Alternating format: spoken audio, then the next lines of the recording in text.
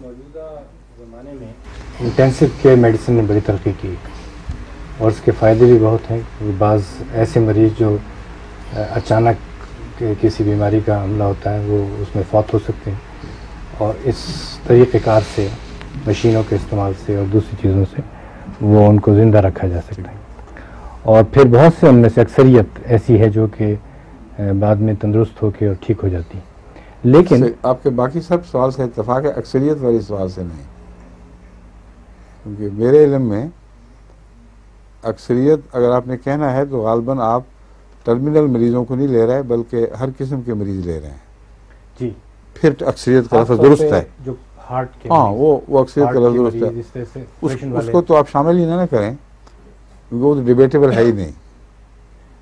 جو اصل سوال ہے جی وہ ٹرمینل کیسز سے تعلق رکھتا ہے. نہیں، میں اور ایک اور بات عرض کرنا چاہتا ہوں کہ ان ہارٹ کے مریضوں میں بھی ایک تعداد ایسی ہوتی ہے، مثلاً یہ کہ آدمی دیر سے پہنچے یا انٹینسو کیئر دیر سے شروع کی اور زیادہ دیر تک ریسسیٹیشن کرتے رہے، مطلب 15 منٹ 20 منٹ آدھے گھنٹے 1 گھنٹے، تو بعض دفعہ برین ڈیمیج ہو جاتا ہے.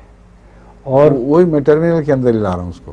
اور جو وہ مریض جب اس کی تندرستی کی طرف جاتا ہے، دل بھی چلتا ہے، پھیپھڑے بھی چلتے ہیں، لیکن دماغی طور پر کام نہیں کرتا.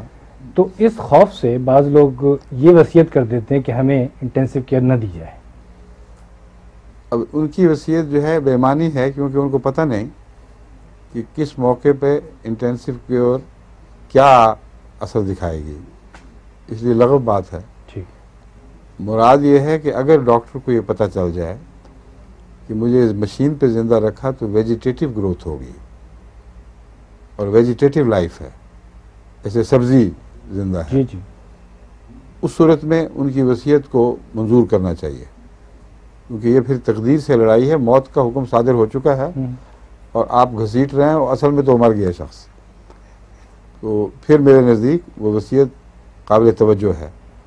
اور اگر ڈاکٹر یہ سمجھتا ہے کہ امکانات ہیں کہ ویجیٹیٹو گروتھ نہیں بلکہ زندگی اپنے پورے عمل کے ساتھ یا کسی حد تک اپنے عمل کے ساتھ واپس آ سکتی ہے، تو اس صورت میں پھر وصیت پہ اس کی وصیت کو غلط نہیں سمجھنا چاہیے. ڈاکٹر اپنے شعور سے فیصلہ کرے. گویا فیصلہ ڈاکٹر کے اوپر. بالکل اسی کا کام ہے.